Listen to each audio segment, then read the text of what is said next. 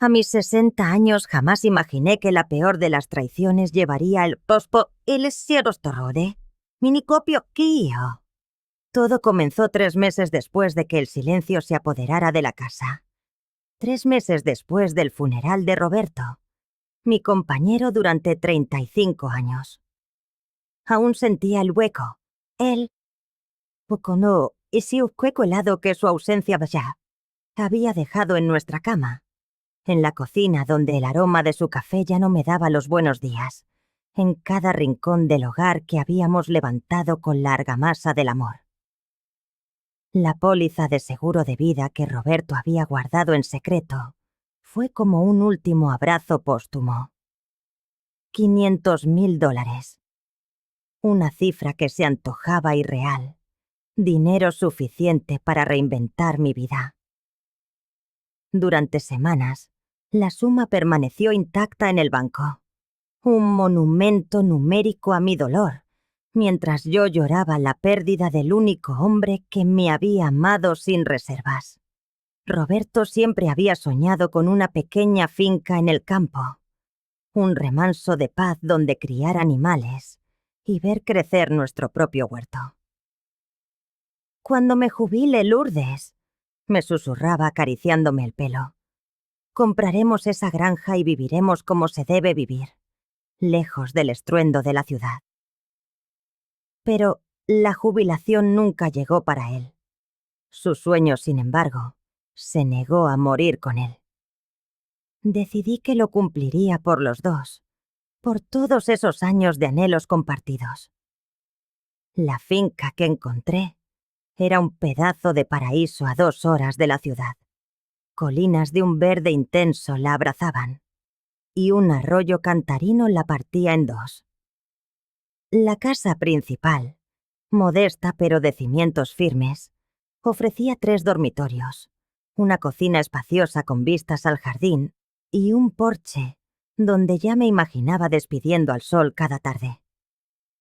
Había establos, aunque yo no supiera nada de caballos, y tierra fértil esperando mis manos. $350,000. Me quedarían 150,000 para renovaciones y para empezar de nuevo. Firmé los papeles un martes por la mañana, con un temblor de emoción en las manos. Era la primera gran decisión que tomaba sin él, pero sentía en el alma que estaría orgulloso. Esa misma tarde, con el corazón desbordado de una alegría casi olvidada, llamé a Jorge, mi único hijo. «Mamá». Su voz sonó lejana, sorprendida. A sus 38 años era gerente en una aseguradora y vivía en la ciudad con su esposa. «Renata, ¿está todo bien?» «Jorge, hijo, tengo una noticia maravillosa», le dije, sintiendo el pulso acelerado. «Compré una finca, una preciosidad en el campo, tal como tu padre y yo siempre soñamos». El silencio que siguió fue tan largo y denso que creí que la llamada se había cortado. «¿Que compraste qué?» Su tono había mutado, despojado de toda calidez. «Una finca, Jorge. Es perfecta. Hay espacio de sobra para cuando vengáis de visita con Renata. Podríais pasar los fines de semana, traer a los niños cuando los tengáis». «Mamá, ¿te has vuelto loca?» Su voz se tornó áspera, hiriente. «¿Con qué dinero? No me digas que malgastaste el seguro de papá en esa estupidez». Me quedé sin aire. ¿Estupidez? ¿Así llamaba al sueño que había tacunado con su padre durante décadas? «Jorge, pensé que te alegrarías». «Escúchame bien, mamá», me interrumpió. De fondo, oí el murmullo de Renata. «Tengo planes para el próximo fin de semana. Renata quiere invitar a sus padres y a unos amigos a conocer la finca». Un brote de esperanza se abrió paso en mi pecho. Quizás solo fue la sorpresa inicial. «¡Qué maravilla, hijo! Prepararé las habitaciones, cocinaré algo especial». «No, mamá. Escúchame con atención porque no voy a repetirlo. Su voz era ahora fría, calculadora. Vas a prepararte un sitio en el garaje. ¿Entendido? Renata no quiere que sus padres piensen que no podemos permitirnos un lugar decente para las vacaciones. Y si nos avergüenzas de algún modo, si se te escapa un solo comentario fuera de lugar, te juro que te interno en un asilo tan rápido que no sabrás ni cómo has llegado. Las palabras me golpearon con la fuerza de un puño. El aire se me escapó de los pulmones. ¿Mi hijo me pedía que durmiera en un garaje como un animal desechado? Jorge, susurré con la voz rota. Soy tu madre. Eres una carga, mamá. Lo has sido desde que murió papá. Renata y yo teníamos planes para ese dinero. Planes de verdad, no fantasías de una vieja. Ese dinero era de papá. Y yo, como su hijo, tenía más derecho que tú a decidir qué hacer con él. Al otro lado de la línea, la risa de Renata sonó como un cristal al romperse. Nos vemos el viernes por la noche. Ten listo el garaje. Y no nos dejes en ridículo. Colgó. Me quedé inmóvil, con el teléfono pegado a la oreja, escuchando el pitido monótono de la línea muerta, mientras las lágrimas ardían en mis mejillas. En mi nueva cocina, rodeada de cajas y sueños por desempaquetar, la soledad me cayó encima con todo su peso. Pero bajo esa capa de desolación, algo antiguo y fiero comenzó a desperezarse. Una chispa que Roberto siempre vio en mí, pero que yo había sepultado bajo años de ser la esposa y la madre perfecta. Jorge había cometido un grave error. Si quería jugar sucio, estaba a punto de descubrir que su madre conocía ese juego mucho mejor de lo que él jamás podría imaginar. Los 3 días siguientes transcurrieron en una bruma. Por fuera seguí desempacando cajas y organizando mi nuevo hogar. Por dentro, era otra mujer.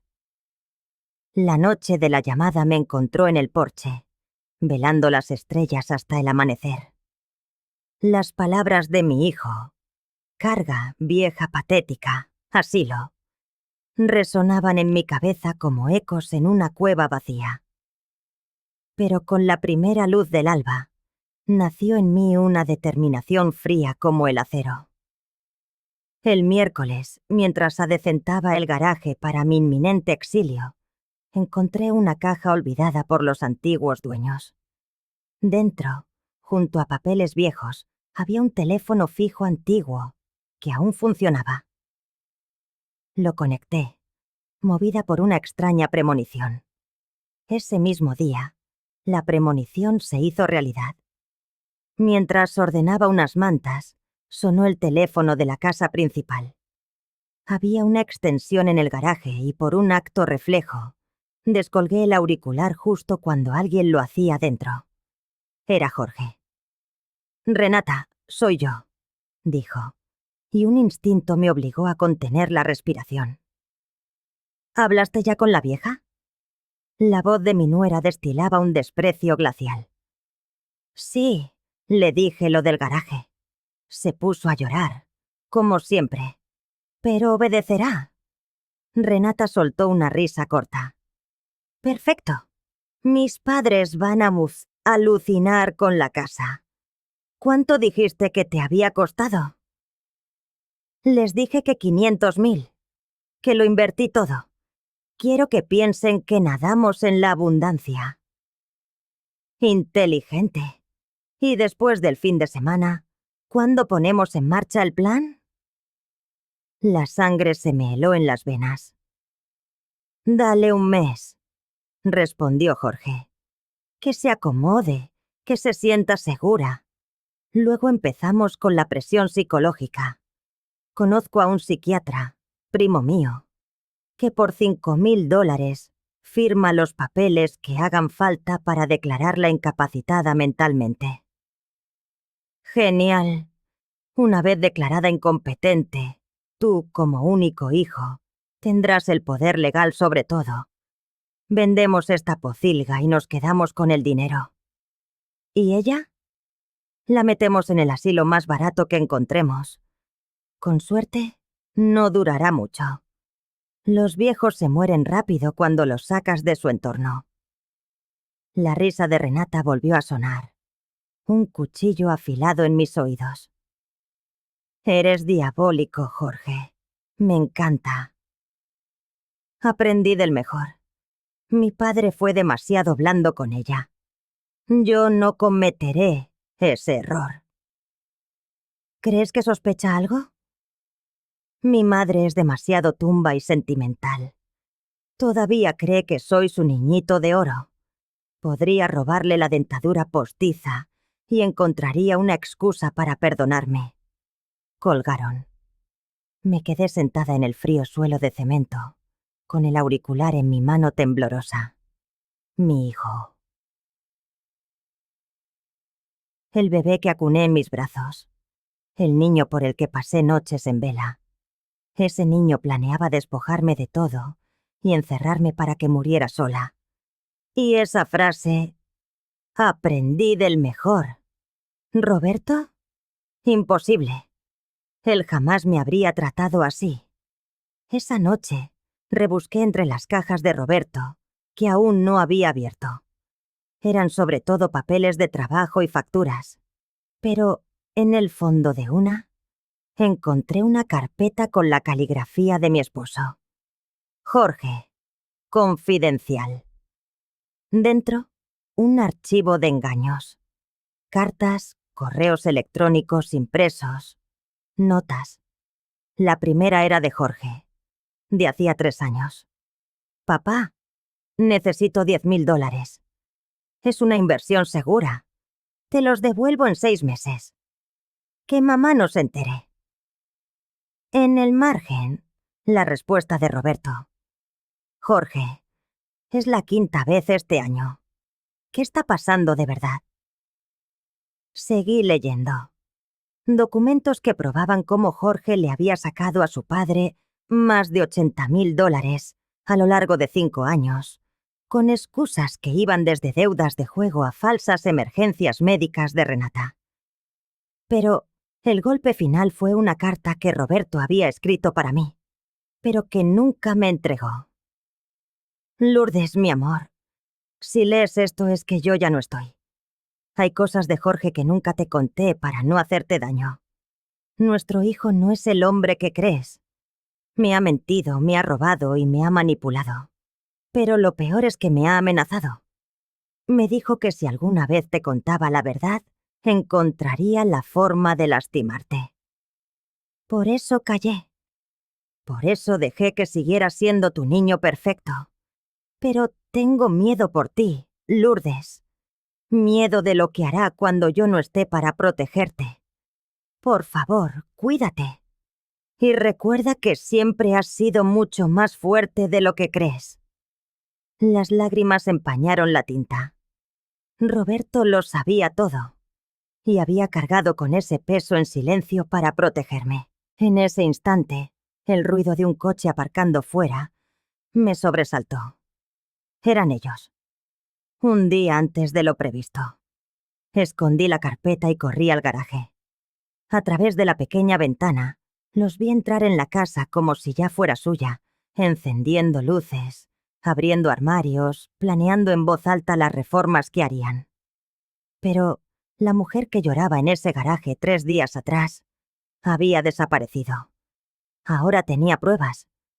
Y un plan comenzaba a tomar forma en mi mente. Habían venido a humillarme, a empezar a destruirme. No sabían que su víctima ya no existía. El viernes por la noche, llegaron los padres de Renata y 2 parejas de amigos. Desde mi ventana, los vi bajar de un Mercedes negro, con sus ropas caras y sus aires de suficiencia. Renata los recibió en la puerta como la anfitriona, mientras Jorge acarreaba las maletas con esa sonrisa falsa que yo le conocía desde niño. Esperé hasta que él vino a buscarme. «Mamá, sal de ahí». Renata quiere que prepares la cena para 8. Su tono era una orden. Y ponte algo decente. Pareces una pordiosera. Llevaba puesta la blusa azul que Roberto me regaló en nuestro último aniversario. Bajo la mirada de mi hijo, de repente me sentí insignificante. Entré en mi propia casa y fui directa a la cocina. Los invitados reían en el salón, con sus copas de vino en la mano. Jorge nos contaba de esta magnífica inversión. Decía el padre de Renata, un hombre corpulento de bigote cano. $500.000 por una propiedad que ya debe valer $700.000. Tiene un ojo clínico para los negocios. Mi marido es muy astuto, terció Renata, con una risa ensayada. Mentían, inflando el precio de la finca que yo había pagado. Me mantuve en silencio, preparando un pollo asado mientras sus voces llegaban hasta mí. ¿Y su madre?, preguntó una de las amigas. ¿Vive aquí con ustedes? Se hizo una pausa incómoda. Mi madre es complicada, respondió Jorge. Desde que murió papá no está bien de la cabeza. La cuidamos, pero es muy difícil. Pobrecita, murmuró otra voz. Lo es, suspiró Renata con una tristeza perfectamente impostada. Pero Jorge tiene una paciencia infinita con ella. Yo no sé si podría soportarlo. Permanecía inmóvil junto al horno. Su calor tangible no era nada comparado con la furia sorda que me crecía en el pecho. Estaban tejiendo a mi alrededor la imagen de una anciana senil que pendía del hilo de su bondad. Ellos, los mártires. Yo, la pesada carga. Cuando terminé de aderezar la cena, Jorge entró en la cocina para inspeccionar mi trabajo, como un general revisando las trincheras. Probó la salsa y su ceño se frunció en una mueca de disgusto. Está demasiado salada. Prepárala otra vez. Jorge, la salsa sí está perfecta. Llevo 30 años haciéndola así. Y a tu padre le fascinaba. Mi padre ya no está, replicó cortante. Y a nuestros invitados no les va a gustar. Hazla de nuevo. Y no vuelvas a contradecirme delante de ellos. Estuve a punto de protestar, pero la aparición de Renata en el umbral me silenció. Lucía un elegante vestido negro y un destello de joyas que, juntas, valían más que mi viejo coche. Su mirada me recorrió de arriba abajo, con un desdén que apenas se molestó en disimular. ¿Ya está lista la cena? Nuestros invitados esperan. Casi, musité, mientras mis manos, por pura inercia, comenzaban a preparar una nueva salsa. Bien, Jorge me ha contado que últimamente tienes problemas para recordar las cosas. Su voz era un susurro almibarado, pero sus ojos, 2 témpanos de hielo. ¿Es cierto que ayer olvidaste apagar el fuego de la cocina? Era una mentira. Una ponzoña cuidadosamente destilada. Jamás había olvidado apagar nada, pero comprendí al instante el mapa de su traición, la ruta que estaban trazando para mí. No he olvidado nada, Renata. Ella y Jorge intercambiaron una mirada cargada de significado. Bueno, todos envejecemos. Es natural que la mente empiece a fallar. Mi mente está perfectamente. Por supuesto, querida. Su sonrisa era pura condescendencia. Por eso es tan importante que tengas a alguien que te cuide. Durante la cena fui una sombra. Una sirvienta invisible que servía los platos, rellenaba las copas de vino y limpiaba las salpicaduras, mientras ellos conversaban y reían, como si mi presencia fuera tan solo parte del mobiliario. Pero no pude seguir callada cuando Jorge empezó a relatar, con aire de suficiencia, la historia de cómo había convencido a su madre de comprar la granja. En realidad, Dije desde el otro extremo de la mesa, donde recogía unos platos. La decisión de comprar la granja la tomé yo. Era el sueño que Roberto y yo habíamos compartido durante décadas. El silencio que se instaló en la mesa fue instantáneo, denso y afilado. Jorge me fulminó con la mirada. «Mamá, los adultos están hablando. Soy una adulta, Jorge. Y esta es mi casa». Renata se aclaró la garganta, visiblemente nerviosa. «Por supuesto que es su casa, señora Lourdes. Jorge solo quería decir que...». Sé perfectamente lo que Jorge quería decir. Mi voz sonó más firme de lo que la había sentido en días. Así como sé perfectamente por qué están todos ustedes aquí. El padre de Renata frunció el ceño, confundido. ¿Perdón? Jorge se levantó de su silla con un movimiento brusco. Mamá, creo que es hora de que te retires. Estás algo confundida. No estoy confundida en absoluto. Me dirigí directamente al padre de Renata. Su yerno les dijo que esta granja costó $500,000, ¿verdad? El hombre asintió con lentitud, la incomodidad dibujada en su rostro. Interesante, porque aquí tengo los papeles de compra que demuestran que pagué $350,000. Saqué los documentos de mi delantal y los deslicé sobre la mesa. ¿Se les ocurre por qué Jorge les mentiría sobre algo así? Renata palideció. Señora Lourdes, creo que está confundiendo. También tengo aquí. Continué imperturbable, sacando más papeles.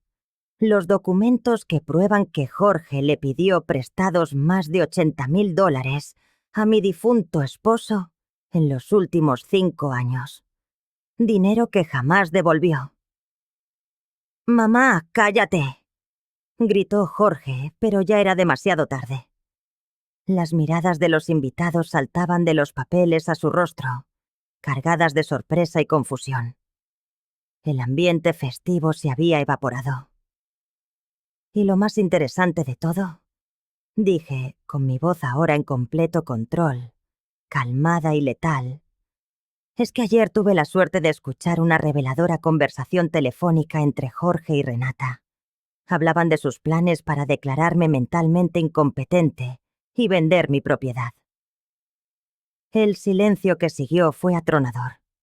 Se oía tic-tac del viejo reloj de la cocina y la respiración agitada de Jorge. Renata intentó una última y desesperada jugada. Esto es exactamente lo que queríamos evitar. Como pueden ver, está teniendo uno de sus episodios.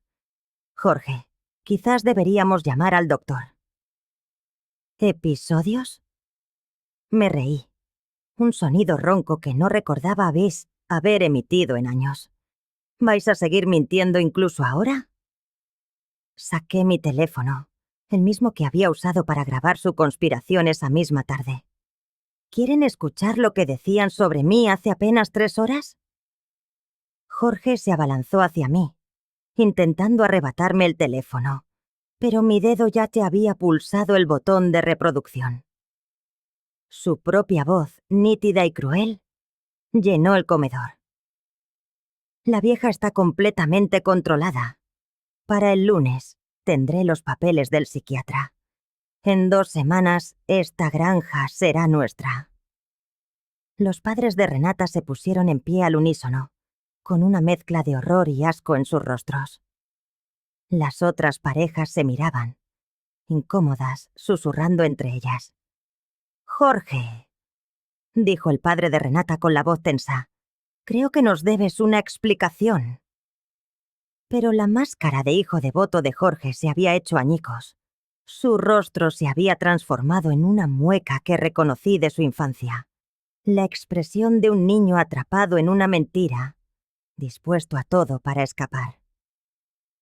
«Ella no tiene derecho a nada», escupió al fin. «Ese dinero debería haber sido mío. Soy su único hijo». Y ahí estaba, La verdad desnuda que se escondía tras las sonrisas falsas y la fingida preocupación. La verdad que Roberto, mi esposo, había visto, pero que nunca se había atrevido a contarme.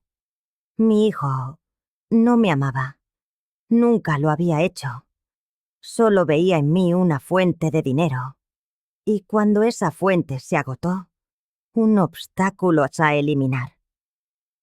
El comedor era un campo de batalla silencioso. Los invitados, estatuas de sal, presenciaban la tragedia familiar. Jorge jadeaba, con los puños apretados, mientras Renata buscaba una salida inexistente a la debacle. «Jorge», murmuró su suegro, con la voz cargada de decepción. «¿Qué significa esto?» Mi hijo se pasó las manos por el cabello, un gesto nervioso que conservaba desde niño. Por un instante creí que se disculparía, que encontraría un vestigio de la conciencia que tanto me esforcé por inculcarle. Pero cuando alzó la vista, sus ojos brillaban con una rabia que me heló la sangre. «Significa que mi madre es una vieja manipuladora que intenta arruinarme la vida». Escupió las palabras como veneno. «Todo esto es mentira». Grabó esa conversación fuera de contexto. ¿Fuera de contexto? No pude evitar una risa seca que resonó en la sala. Explícame, Jorge, ¿en qué contexto es aceptable planear robarle todo a tu madre y encerrarla en un asilo? Renata se levantó con un respingo, la silla arañando la madera. «Esto es ridículo. Jorge, vámonos. No tenemos por qué tolerar estas acusaciones». «Siéntate, Renata». La voz de su padre no fue una sugerencia, fue una orden. Aquel hombre había sido juez durante 30 años y su tono autoritario había resurgido de forma automática. «Quiero escuchar el resto de esa grabación». «Papá, no tienes que...» empezó ella, pero él la silenció con una mirada. Subí el volumen del teléfono. La voz de Renata sonó, clara como el cristal. «Mi primo puede firmar los papeles de incapacidad mental por $5.000. Conoce jueces que nos ayudarán». El rostro del padre de Renata se endureció hasta parecer de granito. Su esposa, una mujer elegante que no había dicho una palabra, se llevó una mano al pecho.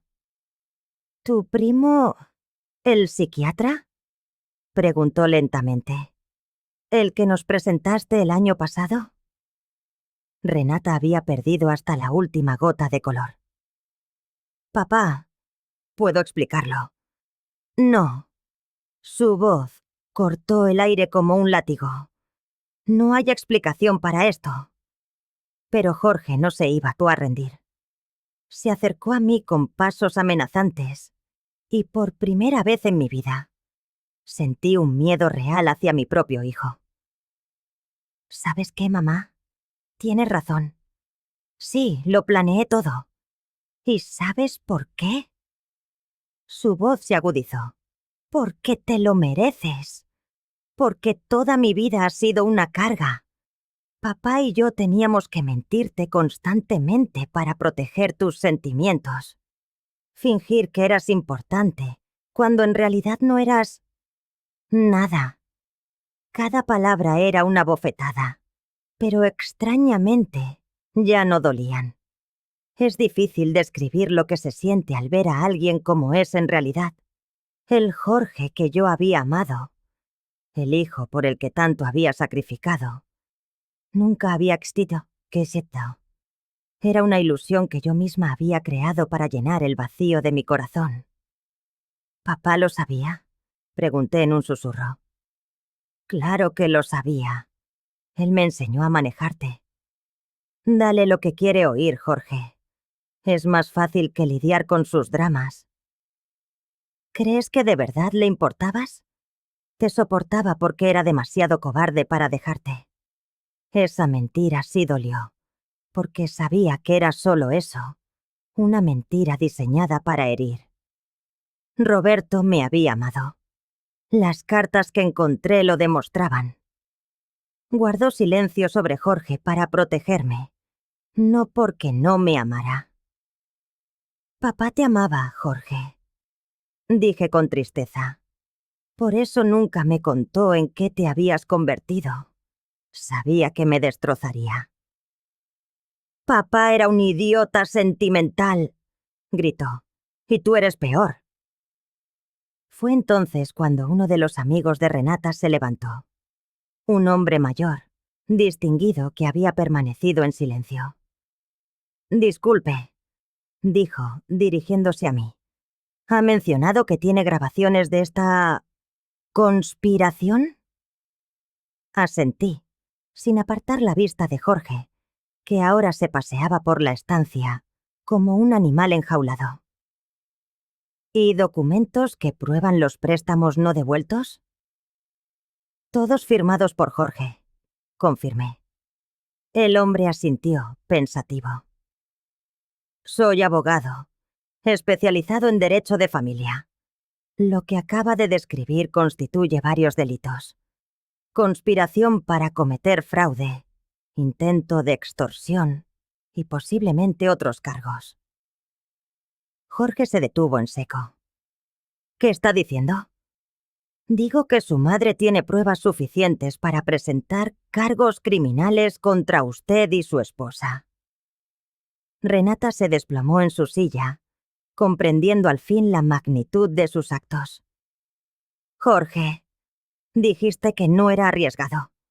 Dijiste que no tenía importancia. ¡Cállate!, le espetó él. Pero ya era tarde. Los padres de Renata se miraron, y vi el instante preciso en que tomaron una decisión.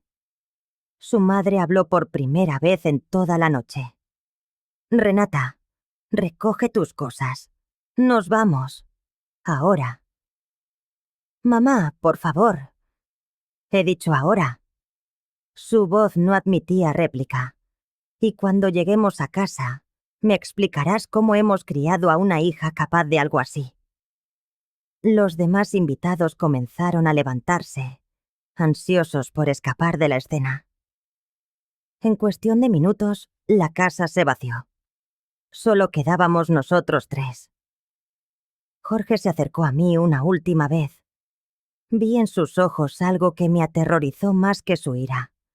Una frialdad absoluta, como si hubiera decidido que yo ya no existía para él. Esto no ha terminado, dijo en voz baja. Encontraré la forma de quitártelo todo. Te lo prometo. No, Jorge. Mi voz era más firme de lo que había sido en años. Esto sí ha terminado. Completamente. Saqué otro fajo de papeles del delantal, los que había preparado tras encontrar las cartas de Roberto. Estos son documentos que transfieren la propiedad de esta granja a un fideicomiso irrevocable. Tú no eres el beneficiario. De hecho, hay una cláusula que te excluye específicamente de cualquier herencia si intentas declararme incompetente o manipularme de cualquier modo. Jorge me arrebató los papeles, sus ojos volando sobre las líneas. Su rostro pasó del shock a la comprensión, y de ahí a la furia absoluta. No puedes hacer esto. Soy tu hijo. No, dije, con una calma que me sorprendió a mí misma. Un hijo no intenta destruir a su madre. No planea robarle todo lo que posee. No amenaza con encerrarla en un asilo para que muera sola. Renata había estado leyendo por encima de su hombro. ¿Qué significa esto, exactamente? Significa, respondí, que cuando yo muera, esta propiedad y todo mi dinero irán a una organización benéfica que ayuda a ancianos víctimas de abuso familiar. Jorge no recibirá ni un solo céntimo. Eres una perra vengativa. Arrojó los papeles al suelo. Siempre lo has sido. Siempre supiste que no eras una buena madre. Sus palabras rebotaron contra mí sin hacerme daño. Era como si una armadura invisible se hubiera formado a mi alrededor. Tienes razón en algo, Jorge. No fui una buena madre, porque una buena madre te habría puesto límites. Una buena madre no habría permitido que te convirtieras en esto. Se marcharon hacia la puerta, él mascullando amenazas, ella llorando, intentando razonar. Antes de salir, Jorge se volvió una última vez. «Esto no es amor», dijo con una sonrisa cruel. «Esto es odio puro». «No, Jorge», respondí suavemente. «Esto es amor propio». Cuando se fueron, me quedé sola en mi cocina, rodeada de platos sucios y copas a medio beber. Pero por primera vez en meses, quizás en años, me sentí en completa paz. Había perdido un hijo, pero había recuperado algo mucho más valioso: mi propia dignidad. Y esta vez, nadie me la iba a quitar. Los días siguientes fueron los más extraños de mi vida. Fue como despertar de un sueño de décadas, un sueño en el que había vivido para los demás, perdiéndome a mí misma en el proceso. Por primera vez en 60 años, no tenía que preocuparme por las expectativas de nadie más que las mías. El lunes por la mañana, mientras tomaba café en el porche, viendo el amanecer teñir las colinas, oí el crujido de un coche en el camino de grava. Mi primer instinto fue el pánico. ¿Había vuelto Jorge a cumplir sus amenazas? Pero, al reconocer el coche azul, mi corazón se calmó. Era el abogado de la cena, el amigo de la familia de Renata que lo había presenciado todo. «Señora Lourdes», dijo al bajar, «espero no molestarla tan temprano». «En absoluto», respondí invitándole a sentarse. «¿Le apetece un café?» «Me encantaría». Se sentó en una de las sillas de mimbre que Roberto había comprado hacía años. «He venido porque no he podido dejar de pensar en lo que ocurrió el viernes por la noche». Le serví café en una taza de porcelana que había sido de mi madre. ¿Conocía a Jorge desde hace mucho tiempo? No personalmente. Lo conocí a través de Renata hace un par de años. Siempre me pareció encantador, supongo. Pero jamás había visto esa faceta suya. Nos quedamos en silencio un momento, observando cómo las primeras abejas del día libaban las flores de mi jardín. «Señora Lourdes», dijo una voz firme pero amable, «he venido a ofrecerle mis servicios. Sin coste alguno». Lo observé, desconcertada. «¿Y por qué haría usted algo así?» Su respuesta llegó en un tono suave, casi confidencial. «Porque tengo una madre de 75 años. Y porque lo que presencié el viernes me recordó lo vulnerables que pueden ser nuestros mayores cuando su propia familia se vuelve en su contra». «No soy vulnerable», repliqué, casi por instinto. Una sonrisa comprensiva asomó a sus labios. «No, desde luego que no lo es. De hecho, creo que es una de las mujeres más tenaces que he conocido en mi vida. Pero la tenacidad no siempre es suficiente contra la malevolencia. Y usted necesita protección legal».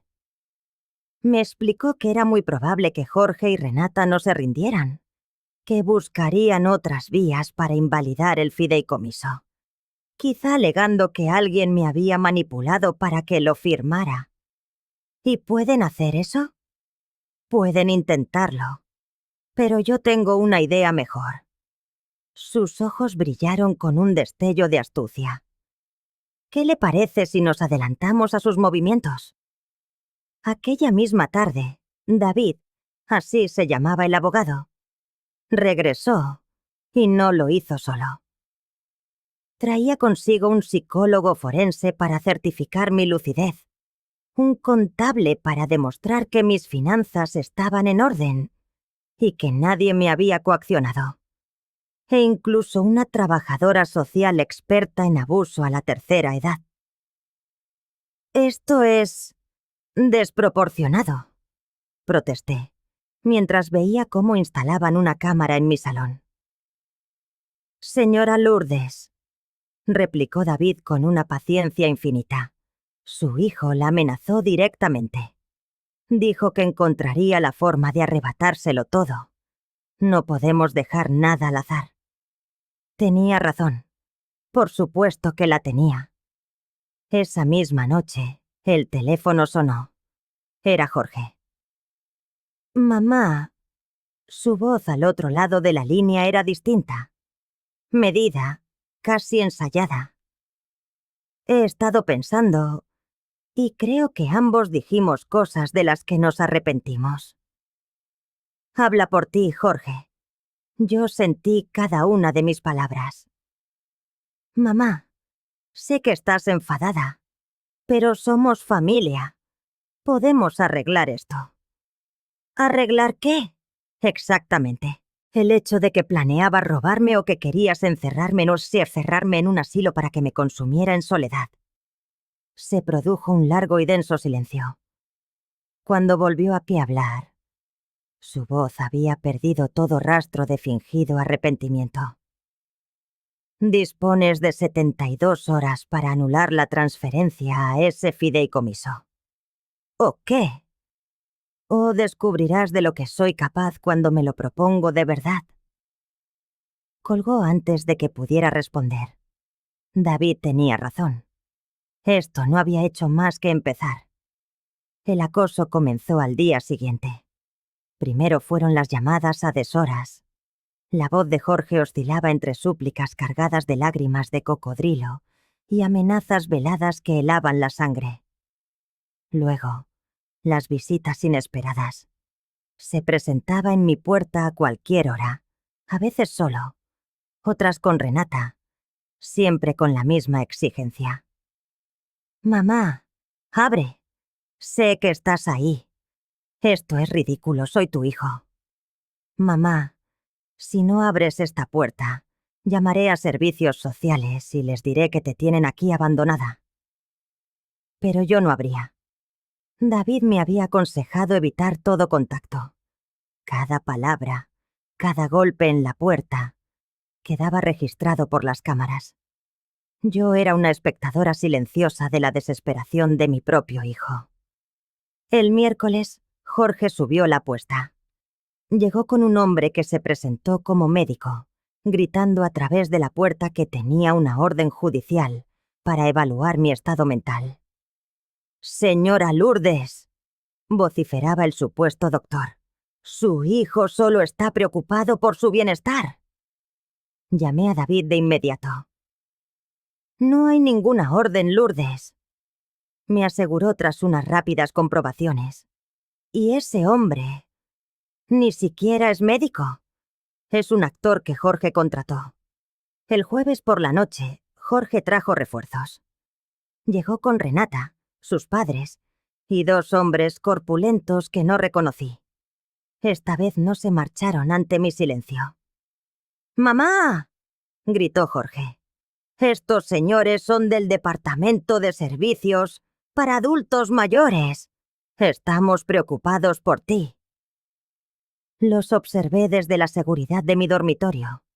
Llevaban trajes de mala calidad, y uno de ellos fumaba con una displicencia que ningún funcionario real se permitiría jamás. «David», susurré por el teléfono, «están aquí de nuevo. Dicen que son del gobierno. Estoy de camino. No salga bajo ninguna circunstancia». Pero Jorge había perdido la paciencia. Escuché un golpe seco y violento contra la puerta trasera. Después, el inconfundible y lacerante sonido de un cristal al romperse. Habían reventado la ventana de la cocina. «¡Mamá!». La voz de Jorge retumbó desde el interior de la casa. «¡Sal de donde estés! Solo queremos ayudarte. Me refugié en el armario de mi dormitorio, con el corazón martilleándome en el pecho tan fuerte que temía que pudieran oírlo. Escuchaba sus pasos por el pasillo, el chirrido de las puertas al abrirse, su nombre resonando como una condena. Sabemos que estás aquí, mamá. Tu coche está fuera. Luego oí la voz de Renata, un hilo de pánico en ella. Jorge, esto está mal. Es allanamiento de morada. Cállate, es mi madre. Y esta es la casa que debería ser mía. Los pasos se acercaban. Estaba segura de que me encontrarían. Y justo cuando creía que todo estaba perdido, el sonido redentor de las sirenas cortó el aire. David había llamado a la policía. ¡Policía! ¡Salgan todos con las manos en alto! Escuché gritos, carreras, portazos.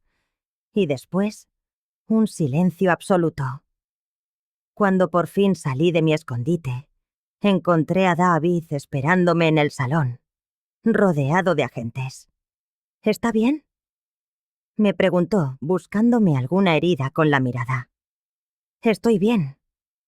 ¿Y Jorge? Arrestado. Allanamiento, daños a la propiedad, acoso. Renata también. Me dejé caer en el sofá, temblando por la adrenalina. ¿Cómo has sabido que...? Las cámaras están conectadas a mi teléfono. Lo he visto todo. Me mostró la pantalla, donde se veía la grabación nítida de Jorge destrozando la ventana.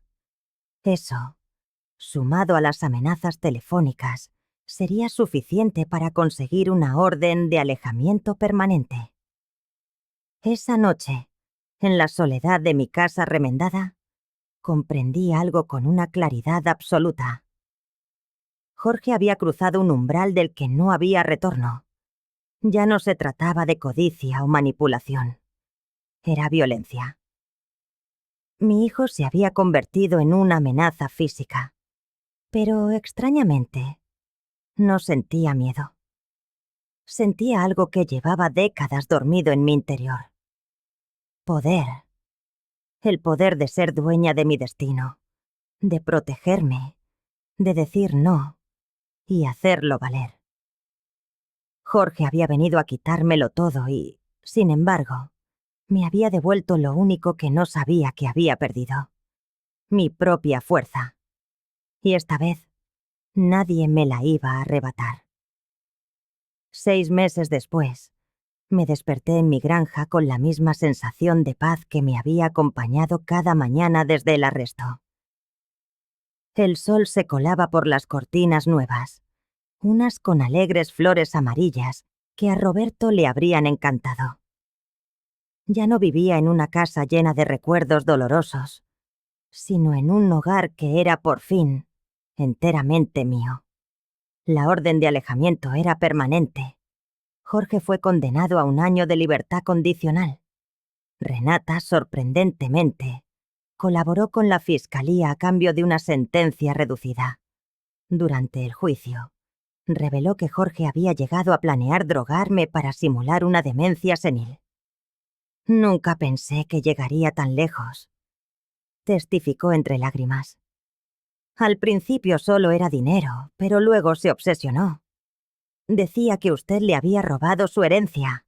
Los padres de Renata se desvincularon por completo. Su padre, el ex juez, incluso vino a disculparse en persona. Criamos a nuestra hija para que fuera mejor que esto, me dijo sentado en el mismo porche donde todo había comenzado. No tengo excusas para su comportamiento. Los hijos adultos toman sus propias decisiones, le respondí, y sentí que las palabras nos sanaban a ambos. Usted no es responsable de las de Renata, como yo tampoco lo soy de las de Jorge. Aquella mañana era especial. Se cumplía 1 año desde que compré la granja y había decidido celebrarlo. David llegó temprano, como prometió. En los últimos meses, se había convertido en un amigo. Con él venía Sara, la directora de una organización que ayudaba a víctimas de abuso familiar. «Lourdes», dijo Sara contemplando la propiedad. «Esto es perfecto». Durante mi recuperación había reflexionado sobre qué hacer con mi vida. Tenía 60 años, salud y recursos. Pero, sobre todo, tenía una experiencia que nadie desearía. Sabía lo que era ser traicionada por tu propia sangre. ¿Están seguras de que esto funcionará?, pregunté mientras caminábamos hacia los antiguos establos, ahora convertidos en acogedoras cabañas. «Funcionará», aseguró Sara. «Hay demasiadas mujeres en situaciones como la suya. Mujeres que necesitan un lugar seguro donde empezar de nuevo. Mi granja se convertiría en un refugio para mujeres de la tercera edad, víctimas de abuso o abandono. Un lugar para encontrar paz, seguridad y tiempo para sanar». Las 3 primeras residentes llegaron esa tarde. Margaret, de 68 años, a quien su hijo había echado de casa. «Mi nuera dijo que yo era una carga», me contó. Elena, de 72, a quien sus nietos habían estafado. «Me dijeron que era senil cuando los confronté», explicó con amargura. Y Rosa, de 59, que había huido de una hija que la drogaba para controlarla. «Creí que me estaba volviendo loca», sollozó. Al escuchar sus historias, comprendí que mi caso no era una excepción. Pero también entendí algo más. Ninguna de nosotras tenía por qué resignarse. «Este es un lugar donde pueden tomarse el tiempo que necesiten», les dije durante nuestra primera cena juntas. Sin prisas, sin presiones. Solo sanación. Poco a poco, con paciencia y apoyo mutuo, empezamos a sanar. Margaret descubrió una pasión por la jardinería y transformó un terreno baldío en un huerto próspero. Elena, antigua contable, se hizo cargo de las finanzas del refugio con una meticulosidad admirable. Y Rosa, que había sido maestra, empezó a dar clases de alfabetización en el pueblo. Cada una de ellas, al igual que yo, estaba encontrando un nuevo propósito. Una tarde de otoño, mientras contemplaba a Margaret en su jardín, sonó mi teléfono. Un número desconocido. «¿Señora Lourdes?», dijo una voz joven y nerviosa. «Soy Patricia, trabajadora social. Tenemos a una anciana de 75 años a la que su nieto ha golpeado. Nos dieron su número». «Por supuesto», respondí sin dudar. «¿Cuándo puede traerla?» «Ahora mismo. No tiene a dónde ir. La estaremos esperando». Esa noche, mientras ayudaba a Carmen, la nueva residente, a instalarse, pensé en el camino recorrido. Un año atrás, era una viuda cuyo único propósito parecía ser una buena madre para un hijo que no la quería. Ahora, era la directora de un refugio. Era una mujer que se levantaba cada mañana con un objetivo claro. 3 semanas después, David llegó con noticias. «Jorge quiere verte». «¿Para qué?». «Dice que quiere disculparse. Al parecer está yendo a terapia y muestra un arrepentimiento genuino». Por un instante, la madre que fui durante 38 años sintió un destello de esperanza. Pero luego pensé en Margaret, en Elena, en Rosa, en Carmen, en todas las promesas vacías que ellas habían escuchado. «No», dije con firmeza. «No quiero verlo». «¿Estás segura?» «David», lo interrumpí con suavidad. «He aprendido que el perdón no exige reabrir las heridas. He perdonado a Jorge en mi corazón, pero eso no significa que deba volver a dejarle la puerta de mi vida abierta». Él asintió, comprendiendo. ¿Quieres que le transmita algún mensaje? Sí, dile que espero que encuentre la paz, pero que tendrá que encontrarla sin mí. Esa noche, sentada en mi porche, observé las luces encendiéndose en las cabañas. Mi teléfono vibró. Era un mensaje de Elena. Gracias por darnos un hogar donde podemos volver a ser nosotras mismas. Sonreí. Roberto había soñado con una granja para nuestra paz. Yo había creado algo mejor. Un lugar donde mujeres que habían perdido la paz podían encontrarla de nuevo. Jorge intentó arrebatármelo todo. Mi dinero, mi casa, mi dignidad. Y en su lugar, me había hecho el regalo más valioso de todos. La oportunidad de descubrir quién era yo en realidad. Había perdido un hijo, pero había encontrado una familia. Una familia elegida, forjada no en la sangre, sino en el respeto y el amor verdadero. Y por primera vez en 60 años, era completamente libre.